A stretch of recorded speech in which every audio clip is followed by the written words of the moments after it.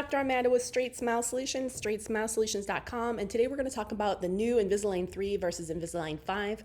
Invisalign 5 is the product you've always been using, the normal 5 years, unlimited revisions, refinements within that 5-year period, nothing special, you guys know what that is. They have raised the lab fee to a nice $19.85 now, so it's almost $100 more than it was last year, but they barely raised it last year for the year or two because of COVID, so this is like way lower than it is in other countries, so I don't think it's a big deal.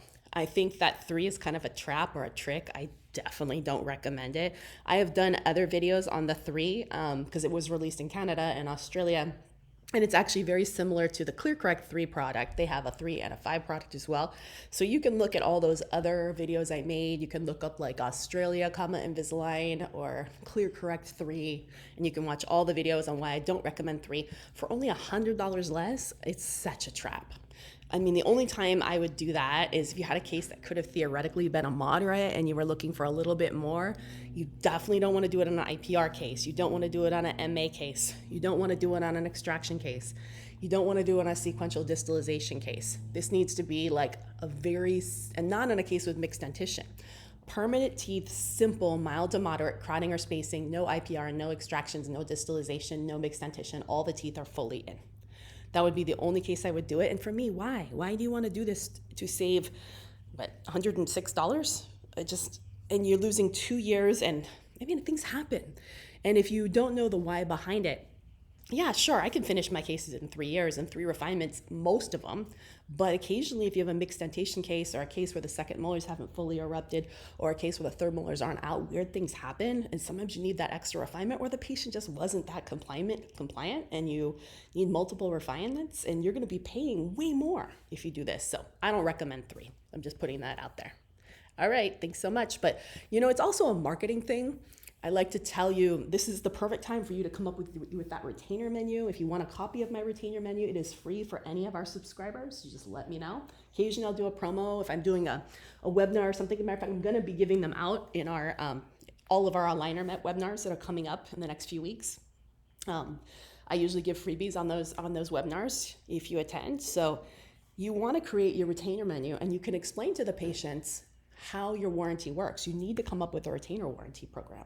And this is just a value add because if you don't explain to the patients how retention works in your practice, what it's like, what happens if there's relapse, what is it going to cost them if it's relapse? The nice thing about doing the Invisalign 5 is even if you finish that treatment in 18 months, 2 years, 12 months, yeah, you have 3 to 4 years left as needed to retreat. Now, I don't retreat for free, but I let them know there's going to be no additional lab fee. It's not going to be at full price. If they chose to take the cheap, limited product, be it a moderate or a light or an Invisalign 3, any retreatment is going to be at full price. The full price. They paid $4,000, it's $4,000. They paid $5,000, it's $5,000, $6,000, $7,000. If I'm using Invisalign 5, that gives me a couple years, whenever they finish and sign off, that if they needed retreatment before that Invisalign expiration date, and I write it down, big words. Your expiration date with Invisalign is 5 years from today. So today is, what is today? The 7th of January, 2023. Great. If you start Invisalign with me, your expiration is going to be, obviously you have to look at what Invisalign says it is. So whenever I approve the case, 5 years from then. So it might be January 17th, 2028. Wow, that's a long time from now. It's like having a 5-year warranty on your car. Well, by the time you finish, it's going to be 3 years left.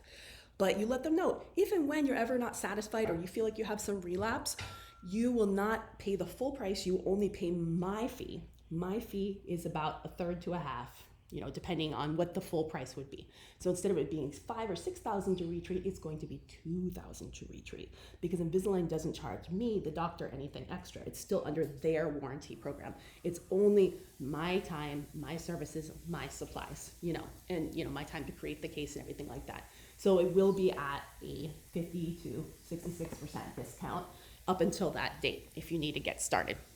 So there's definitely a win for that. And plenty of people would be more likely to purchase treatment from you knowing that because they feel like this guy's not trying to scam me or this girl's not trying to scam me.